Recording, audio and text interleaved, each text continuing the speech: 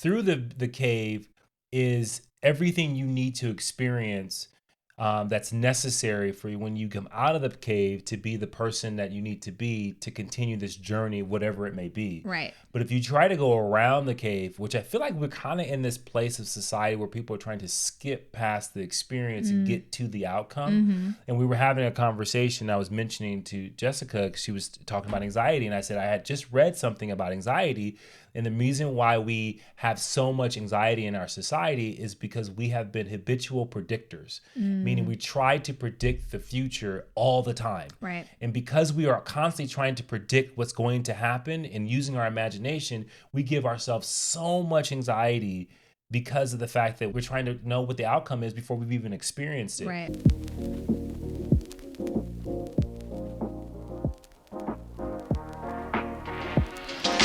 Hey guys, welcome back to the Push Podcast. I'm Janelle Copeland.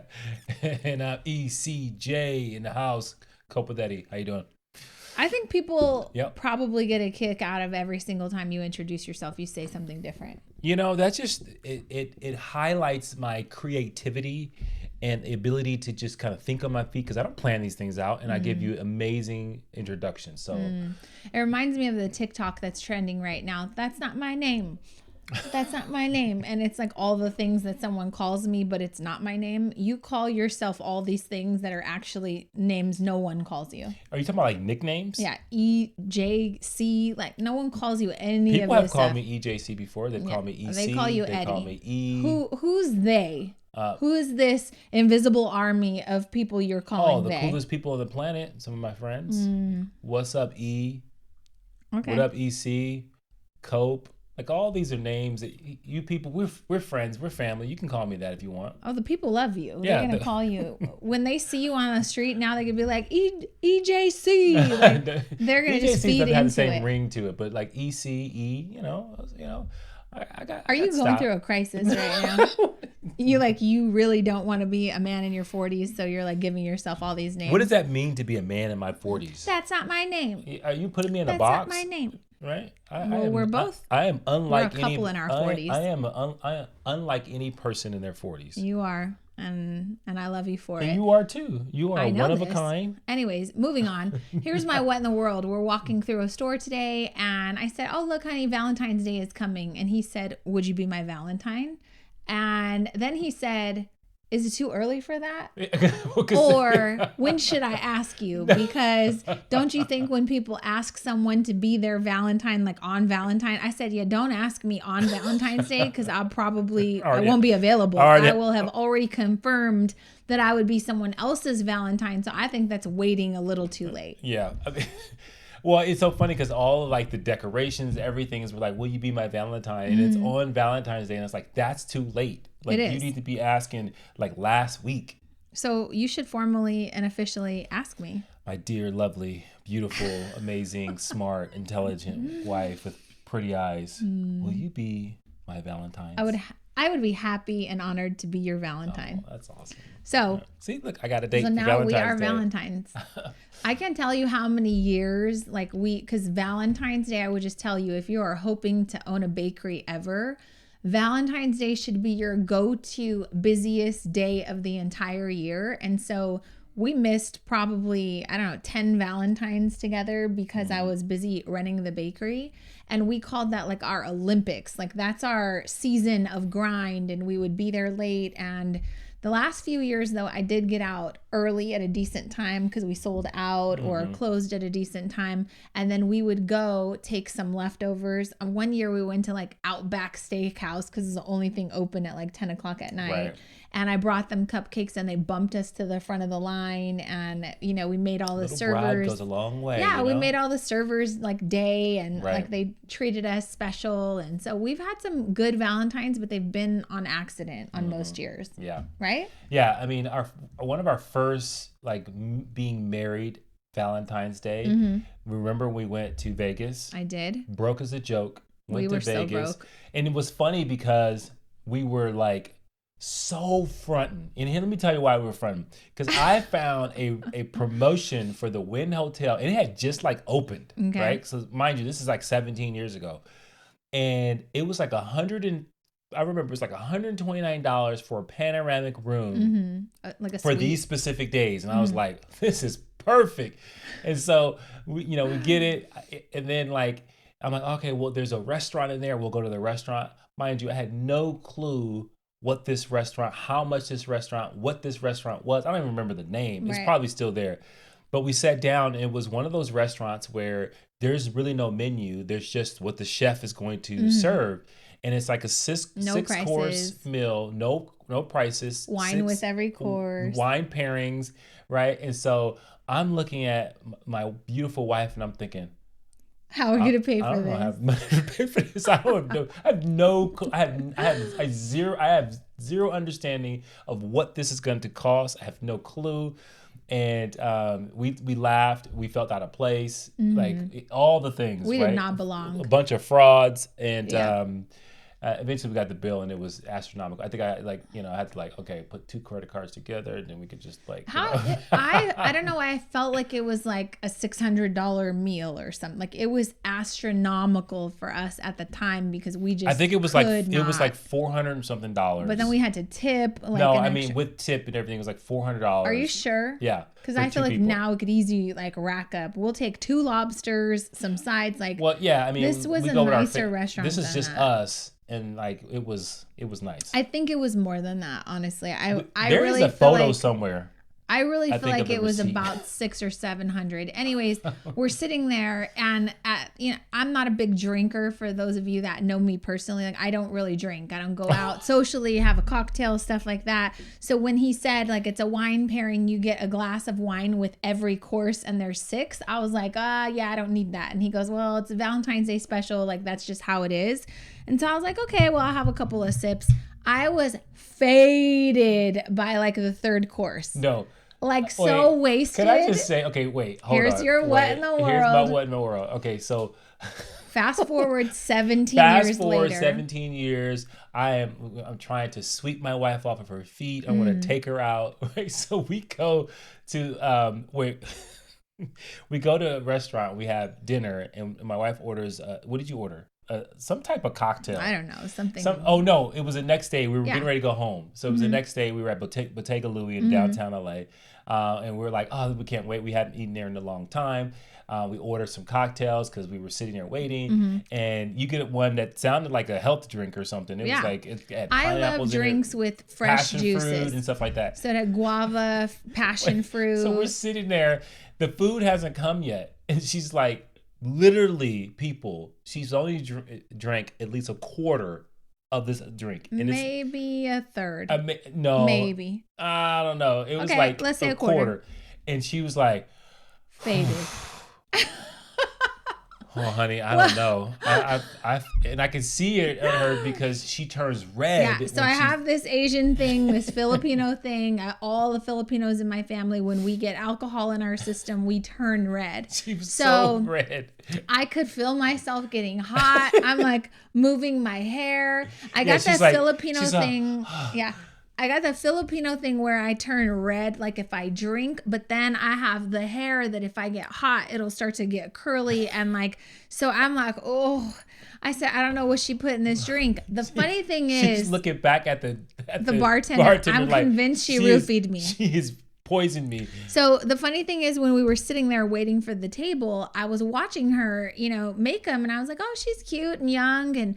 And I literally thought, who would stop a bartender from drugging a drink or it ran through my head. And so then maybe it was a placebo thing that I planted, but we were sitting there and I was like, I am really hot. And I'm looking at the fact that I haven't really drank very much of my drink. And I'm like, so I tell him, I said, there's something wrong. I think that she poisoned my drink. I think she roofied me. I felt so loopy. And I don't know what was in it. So my sister later, we're telling her the story and she's laughing and she goes, look it up on the menu because maybe there was tequila. Tequila hits different, for us. And I was like, I honestly don't know what was in it. But at one point I look at Eddie and I said, what would you do if I passed out right now? And he's laughing and he goes, I would wake you up. I said, no, you don't understand. I don't need to be woken up. You need to let me sleep, right? He goes, honey, in the middle of the restaurant, I said, let me put it to you a different way. Like, I can't take you anywhere. If we were dating and we were on a date, I would be 1,000% convinced that you drugged me right now. I know. And I would feel so unsafe for you to let me like walk home or walk to my car or go anywhere by myself. But I would feel way unsafe with you taking me anywhere. Right. So it was just one of those things. I'm convinced that there was, maybe you roofied me. Somebody roofied me. And I couldn't drink the drink. I was like, I can't take and it tasted so anywhere. good, but I couldn't. Everywhere we go, you get sloppy drunk and you fall out. Yeah. And then by the end of the like dinner, you know, I had drank a bunch of water. I was like damn near splashing water on myself in the bathroom. And then I was like, okay, I need some air.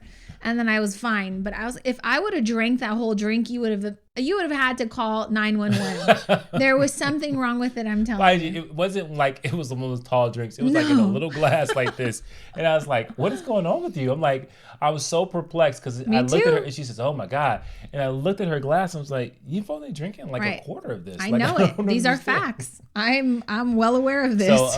So apparently tequila is the thing. So just wanted to share all that. So here's how this podcast conversation came out. And it was the other night we were talking and you asked an icebreaker. Eddie is notorious for questions that make you think to where you know that he has given it some thought and he wants to answer. Can I just defend myself? No. That is not true. So sometimes questions pop in my brain.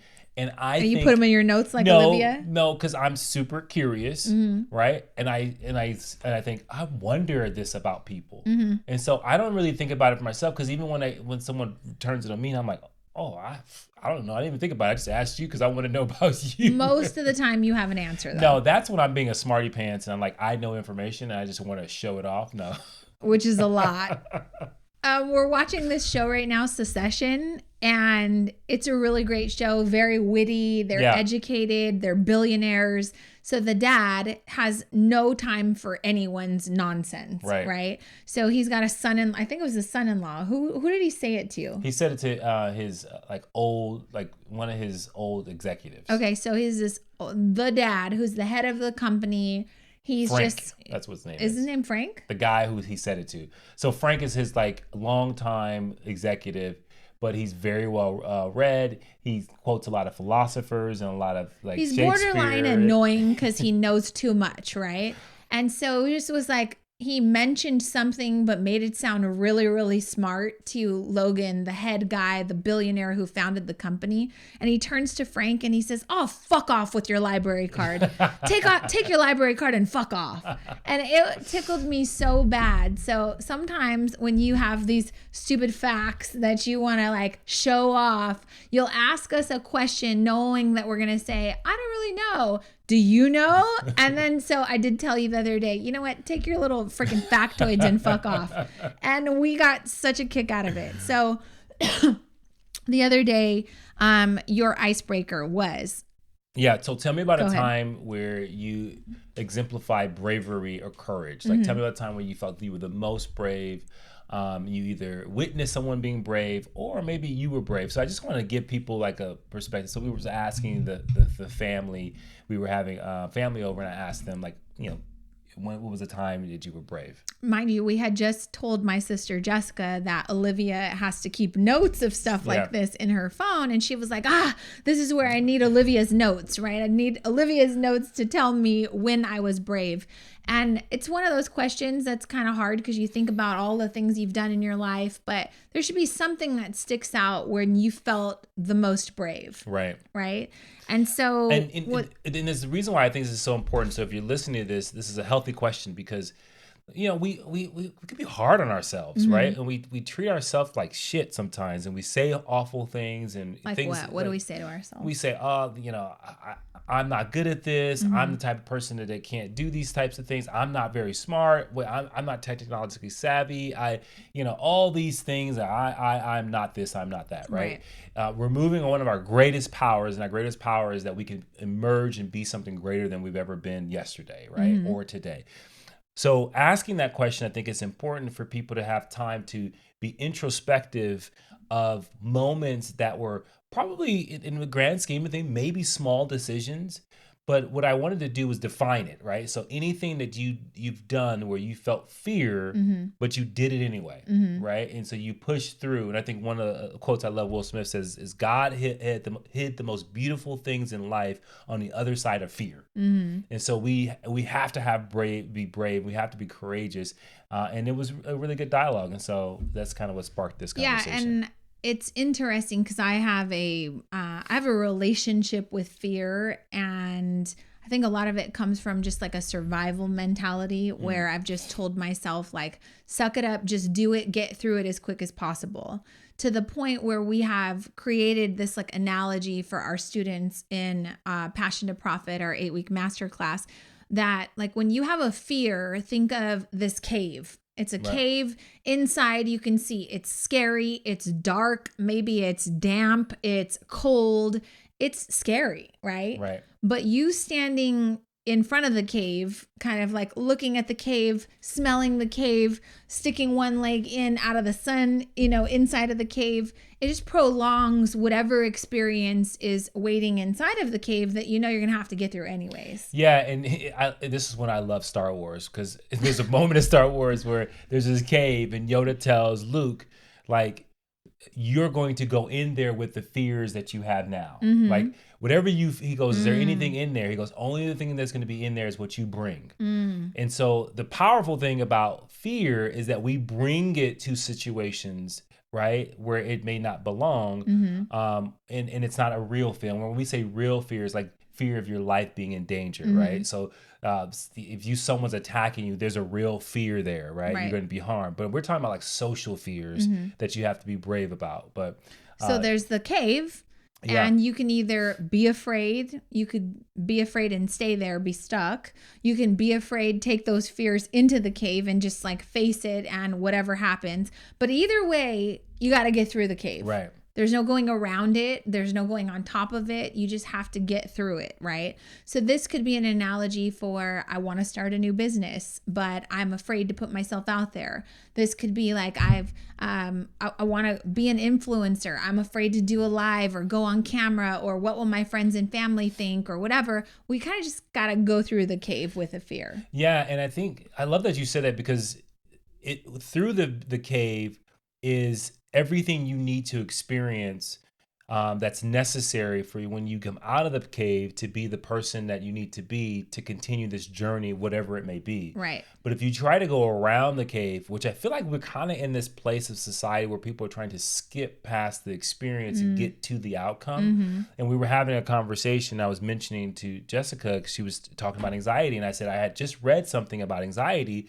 And the reason why we have so much anxiety in our society is because we have been habitual predictors, meaning we try to predict the future all the time. Right. And because we are constantly trying to predict what's going to happen and using our imagination, we give ourselves so much anxiety because of the fact that we're trying to know what the outcome is before we've even experienced it. Right. And so sometimes, and you said something profound, so I'll let you tell it, but you talked about, like, sometimes when you have the mentality of just getting it done and facing fear so quickly, you can lose out on something. Yeah. So as a coach and a mentor, I am usually on the side of like cheering my students on, telling them like all the lessons you need are in the cave. Just go in there scared, take out what you need, and focus on getting to the other side, right?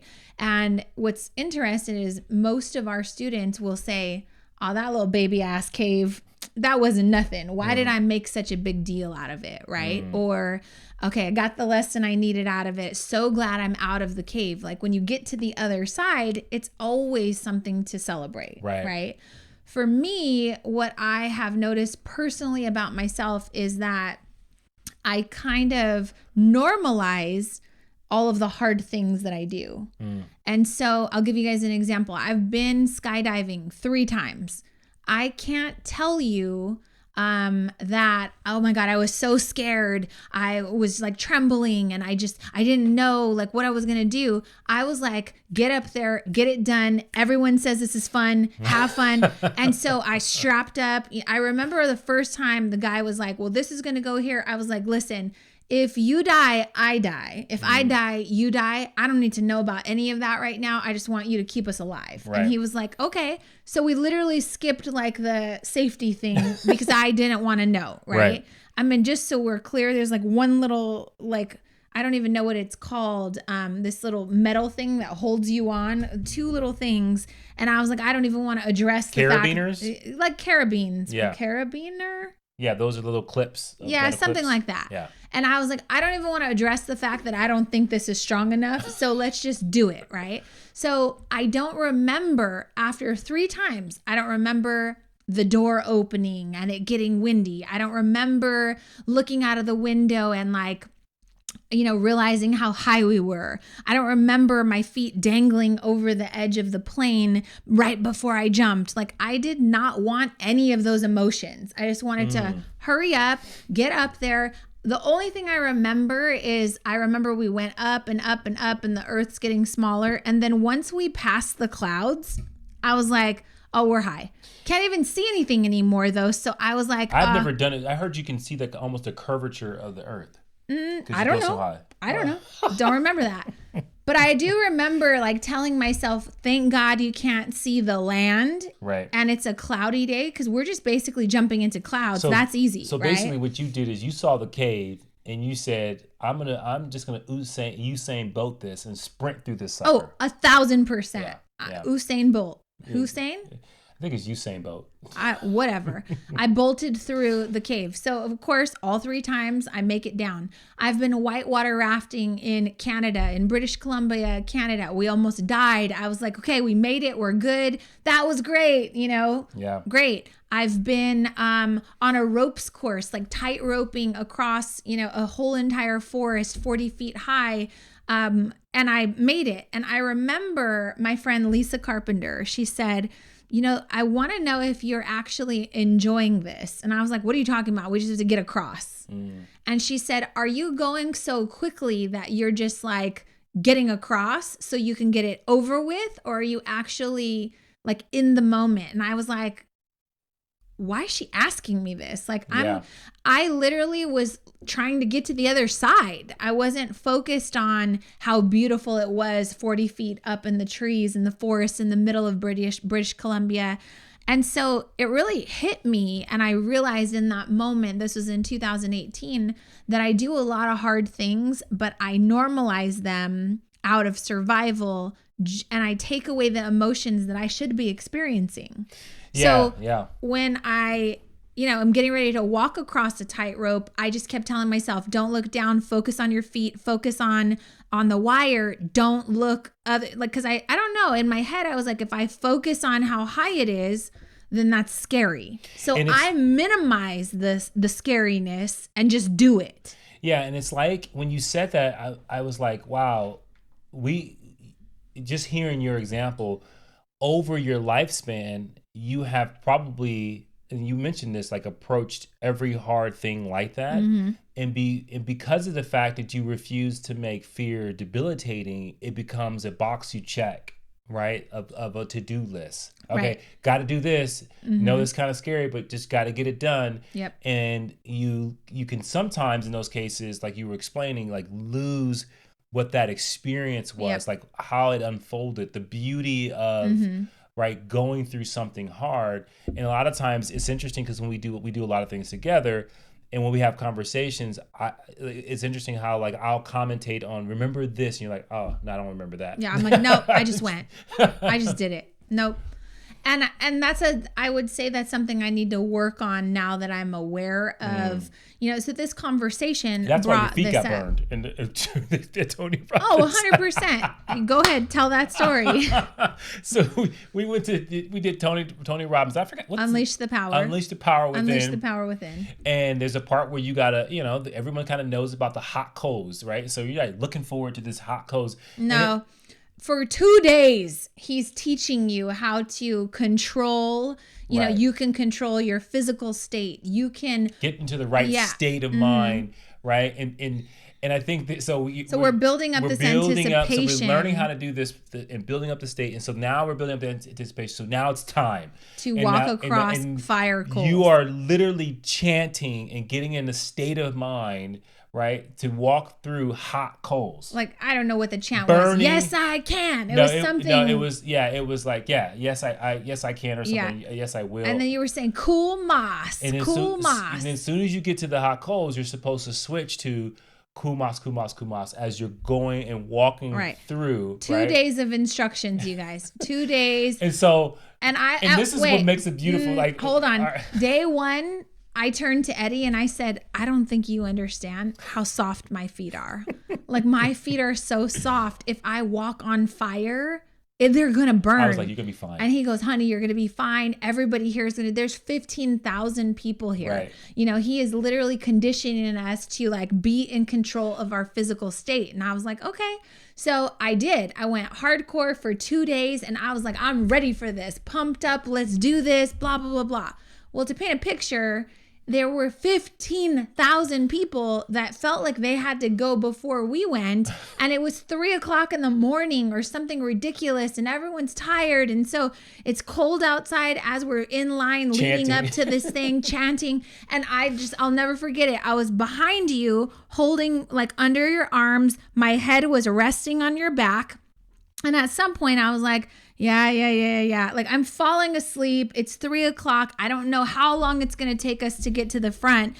And my husband, God love you, we get to the front of the line with no warning. He says, honey, it's your turn. And I don't know what happened. I just walked across. I did nothing that I was trained to do for 2 whole days. I did nothing. I didn't think about the cool moss. I didn't say, yes, I can. I didn't get myself hyped up or pumped. And so the moment I took a step, I was like, oh, fuck, this is fire. Oh my God, this hurts. This is hot. And my feet were getting burned. Yeah. And I knew it. I knew that it was my fault, right? Because I didn't do anything I was supposed to. And then so he watches me go across. He does his thing, gets in his state, walks across, feels like a freaking gorilla who conquered this thing. And I was ill prepared. I was. So my feet got burned, right? So what's the point of that? Why are we talking about that? No, because it's another kind of illustration of like, okay, I didn't pump myself up. Right. It was the experience, like, it was all, I got to get this done. Right, we're gonna get this done, right? And so because of that, not getting in this state, the experience of getting into state would have protected you and would have gave you what you needed to get through without being burned.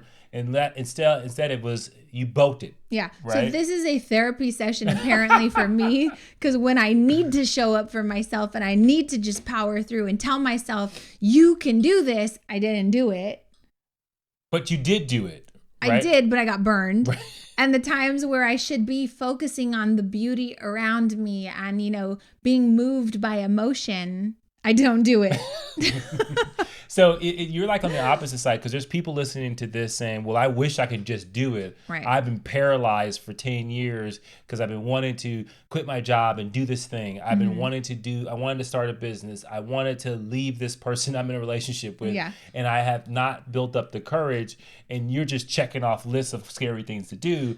And you're reflecting going, well, there's a piece I'm missing. Right. And so it's not that I'm better at all. There's a piece I'm missing. Yeah. And so I think that, you know, helps me as a coach, like, understand that there's no right way, wrong way to process this. We're going to always be faced with things that feel uncertain. Right. But I can't just be screaming in your ear, telling you to go and do it. Because I also want you to experience what the cave is, because that's the part that I'm kind of missing sometimes, right? Yeah. And so if I were to go skydiving now, knowing this about myself, I do think I would move myself to be emotional, to take it in, to understand the beauty. And it would be in a completely different experience for me because I would allow it to come in. Yeah. And I think, so this is where I think it's really a teachable moment for people is that you may approach, you know, things that you're fearful of in a couple of different ways. You may approach them in a way where you get paralyzed. You think about only the worst things that can possibly happen, and it stops you in your tracks. Or you can think about, like, for me, I'm just a naturally optimistic person. So things that are fearful, I think it's going to work out, right? And so, and that's this, you know, instance. Sometimes you don't necessarily measure the impact, or sometimes I ignore how I feel, right? And then when it comes to like understanding how other people feel about being fear, I miss it sometimes because I move past it so fast. In your case, you move past it so fast because it's like a check. It's like it's like a box you check off, or like a task. And so I think it's important for people to understand that like we all approach it in a different way, but you still at the end of the day have to stare down that thing. Right. You can't ignore it. Can I talk about a time where maybe you weren't so optimistic? Oh yeah. So we had got into personal development. We started kind of learning a bit about, marketing and just other things. And there was a course that I wanted to take that was $2,500 or something bananas expensive. And I remember like, we didn't really have the money for that. And it was like, what if I don't get what I need out of this? And, is this really the answer to the problems that I'm trying to solve? And, and I just remember saying, I'm going to do it because I'm going to make sure that these are the answers that I need. I'm going to make sure that I get my money's worth. And even if it's not the answers to exactly what I'm looking for, I'm going to show up and I'm going to ask questions, and I'm going to be the mentor's favorite student to where he's going to answer anything I need him to answer. Right. That's just the way I approach things. Like, I'm going to invest in this because I can make it work. Right. So I invested in this thing. It wound up being a great program because I made it a great program and I got out what I needed. Part of that was that we went to a live event. Right. And at the live event, we were able to meet so many people. And I was like, just so in awe to be in a room with people who had the same aspirations as us, who were trying to learn the same things that we were, who were at the same level that we were, hoping for more, looking for growth, and just like excited to have invested in themselves to be there in that moment, ferociously taking notes, and just like the energy did something to me, right? And so at this event, the guy that is hosting and facilitating, he winds up pitching a mastermind. After like the third day, he says, and if you've loved this community, which by the way, I had made so many connections and I was coming from a place of scarcity. Like, what if I never see these people again? So I'm like exchanging numbers and like, okay, writing notes next to their name. I can call this girl if I need something. Like, I was just like honored to be in this room and excited, but I was coming from a place of scarcity. Like, I would never see them again. So I was trying to make the most out of it. Right. And then he says, if you've loved it and you've made great friends here, imagine joining a mastermind with these people for the next year. And I was like, okay, I'm in, right? So he does this whole thing, what you're going to get. It's basically just like in this community where you can brainstorm and network and just have the support that you need. And it was $14,000. We did not have $14,000. We didn't have the $2,500 to get there, but it was like something I put on a credit card. And so I just felt like we needed it. And you watched me kind of like say, hey, I really think we need to talk about this. And you were like, yeah, what are you doing? Like, we don't have this money. So it's not even up for discussion. And I was like, but I really think that this is where we're supposed to be. Like, I really think that this is what we need. Like, we've been talking about up-leveling our business. We've been talking about doing something different. This room is full of people that could inspire us to be better, to be different. And you were like, yeah, I'm not really disputing that, but yeah, we're not doing it. It's $14,000. Right. And so I was like, I'm going to find a way. So I go up to the front, like the back. In the back, they have, if you have any questions, come talk to us. You got like a little worried because I was like, I'm going to go talk to them. Remember? So I go and I'm talking and they're like, well, you can make payments. And I'm like, okay, well, what kind of payments? Well, you can put $3,000 down right now and then make payments for the next like 12 months or something. And so I get all the information. I go back and you're like, we can't do that. Right. That's not an option. Like, we don't have $14,000 to pay for a mastermind. And I remember we had this moment where we were talking face to face and I said, are you telling me that because we don't have $14,000, we have to miss out on the opportunity to take our whole lives and businesses to the next level? Or are you telling me that you must be telling me we are incapable of figuring out a way to come up with $14,000. Yeah. And what's interesting is that when you talk about me not being optimistic, part of it was I had no knowledge of what we were doing. Like I didn't understand that industry in a whole. But then when you put it to me that way, because the one thing I believe in is us. So, that's where I was like, okay, well, since you put it that way, I think. Well, I said, are you telling me that we're incapable of figuring this out? Like we put a deposit down, it's refundable, but I do think that we could figure out a way to make this work. And so we wound up doing it, but it was one of those pivotal moments for us as a couple where we were putting our, I don't want to say our lives on the line, but we were making a commitment that we didn't feel comfortable. We weren't necessarily feeling the most brave because we didn't know how it was going to work out. Yeah. And this is an interesting thing.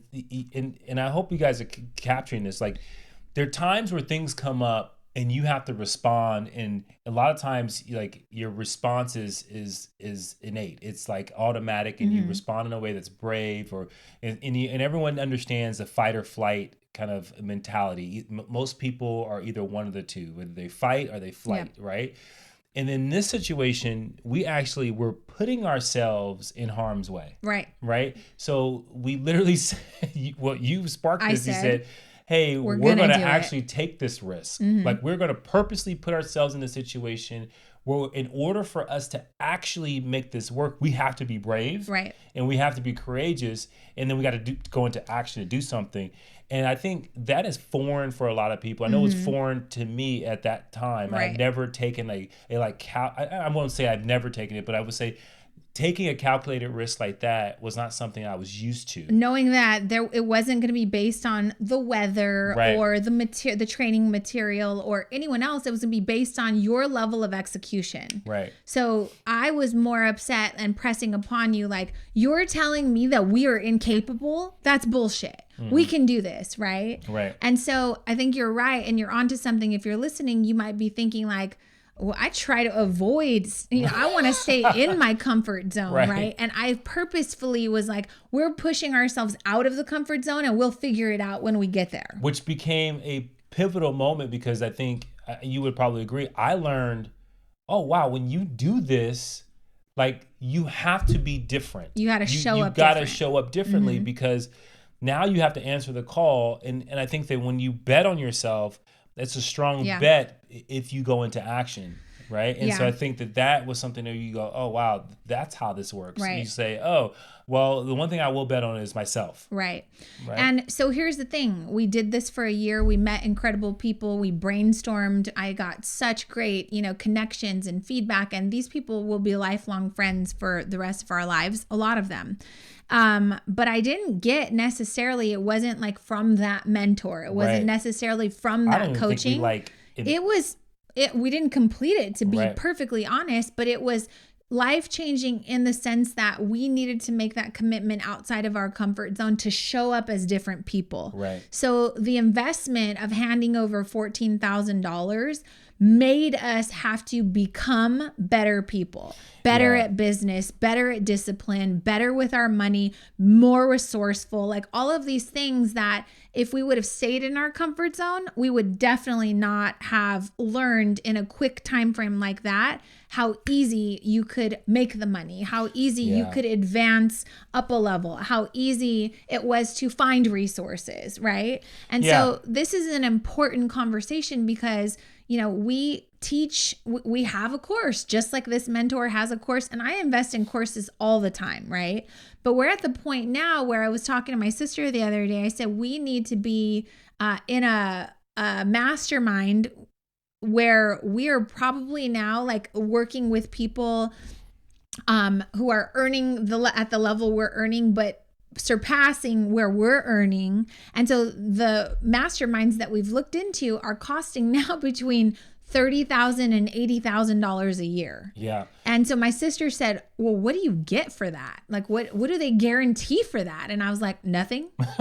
But I can guarantee that if I'm handing over $80,000, $30,000, you damn sure better make sure I'm showing up for all the calls. I'm meeting all the people. I'm going to all the meetings. I'm doing all the trainings. I'm taking all the free resources. I am going to make it the best $30,000, $80,000 I've ever spent in my entire life. And that's the part where I feel like people are not willing to bet on themselves, because it's not about a trainer, a mentor, a program. It's about when you fork over the money and make an investment for something you know that you need, you got to make it the most amazing thing, right? Yeah, and the return is based off of your effort, right? Not the effort of the like coach. What you paid into. And that's a tough thing for people to really take in, because most people approach their job in a sense that my job owes me for the time I put in. Right.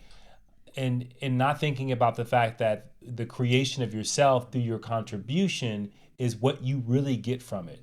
Right. And so anytime you make an investment in yourself, whether it be in a course or whether it be in a mastermind, like that is an investment. And now your effort has to follow that investment, because the money you're spending is an act of faith that you have in yourself, that you can do something, but faith without works is dead, right? And so you have to go and do something in order to get that return. And I think the more you do that, the more you invest in yourself, the more you see that. But I think what we're trying to share with you is that you have to be brave to do that. Right. Like you've got to tap into a place that bravery is not something you're necessarily born with. It's something you nurture because you do exercise. Things like this, like investing in yourself, doing something that's kind of thrilling, that helps bring something out of you that you don't get on your every single day that you live your life. I think you have to exercise bravery. Yeah, you have to nurture it. You have to like position yourself where you have to take steps to be brave. Like when I asked that question, I had someone say when I moved across the country to go to school, I had to be brave. Yeah.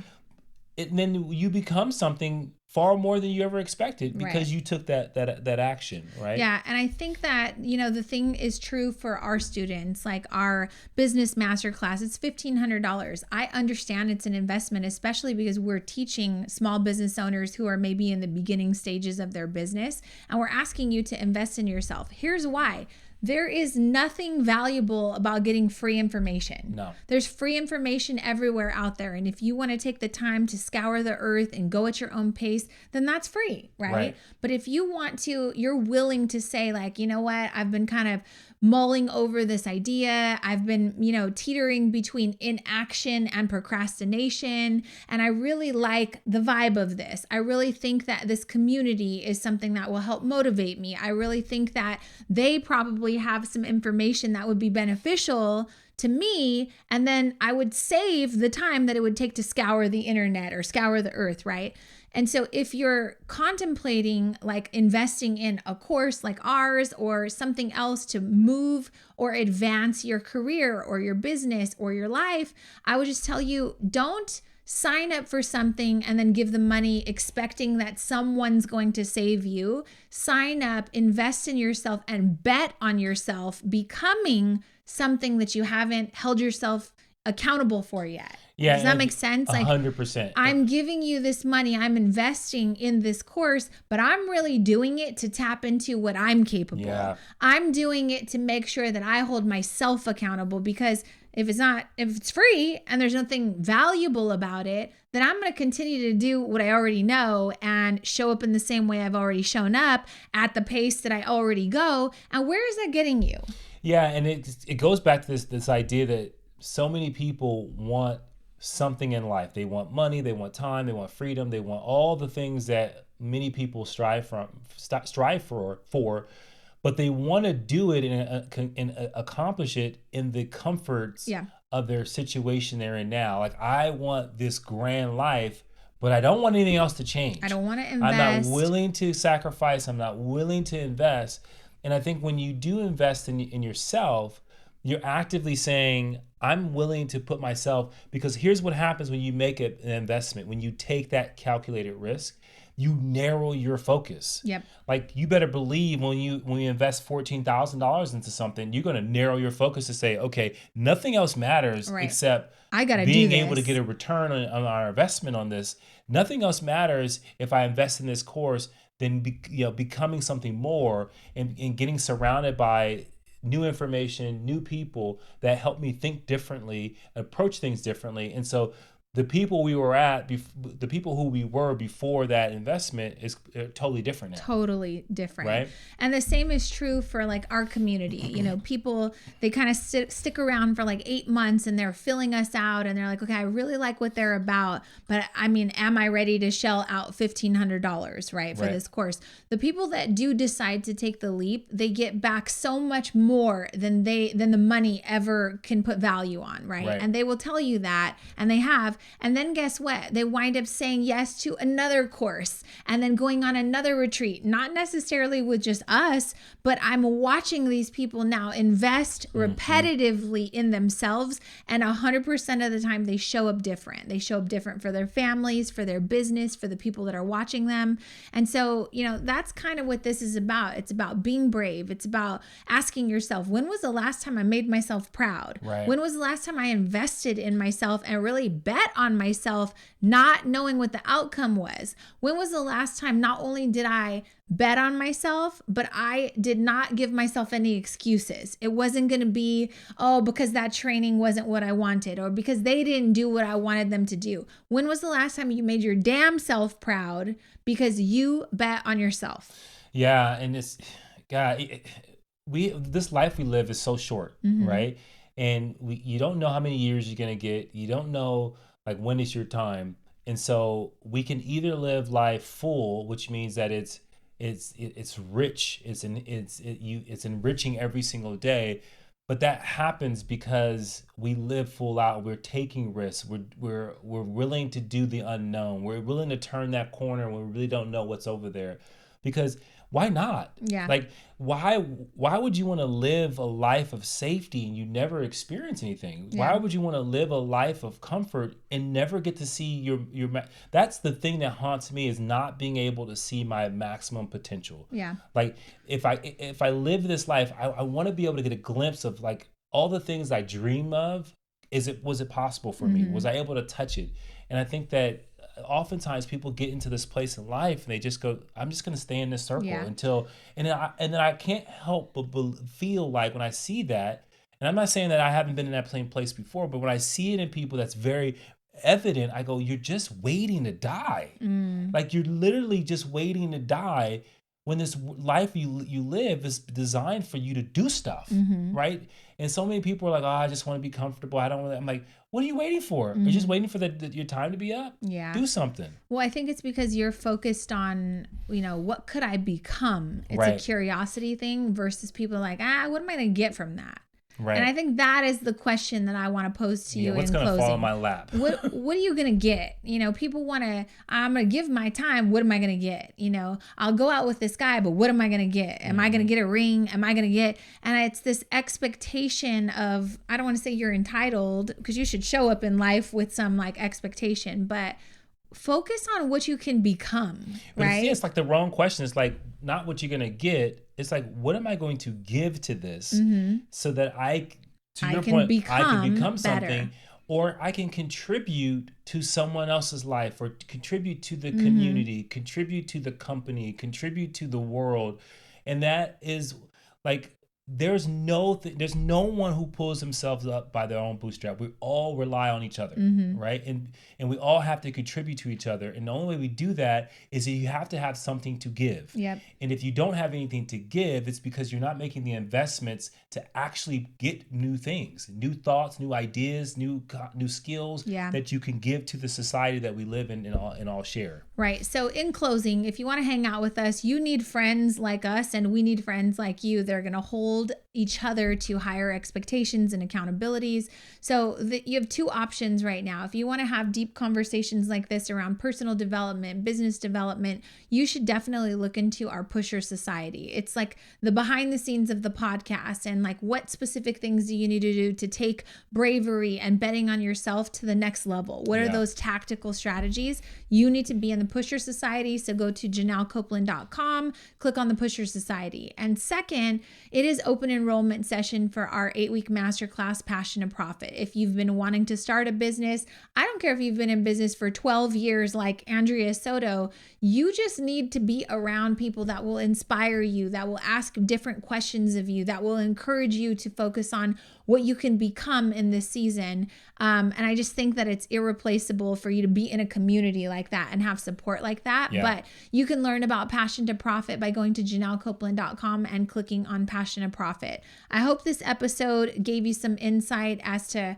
not only like how we view life, but how we try to power through things and also become better people through everything. I guess, with us going to the restaurant and not knowing how we were going to pay for the meal, that was a risk, right? Us signing up for the mastermind, not knowing how we were going to pay for it. I think it's one thing to do things that are just like, that's risky and you don't know how you're going to make it happen. It's another thing to say, it's risky, but I'm going to hold myself accountable to it, because I'll be damn sure if I was going to call them and say, hey, really sorry, I don't have the money. Can I get a refund for my deposit? And I have to walk away. I just wanted to focus on how I could make it work. And so that's our challenge to you. How could you take that next step and make something work for yourself? Make yourself become something that maybe you're not yet. You got to do it, and it's got to fall on you, not the trainer, the mentor. It's not on anybody else. It's on you. So cheers to betting on yourself, friends. We'll see you in the next episode. Bye. Be brave. Push through.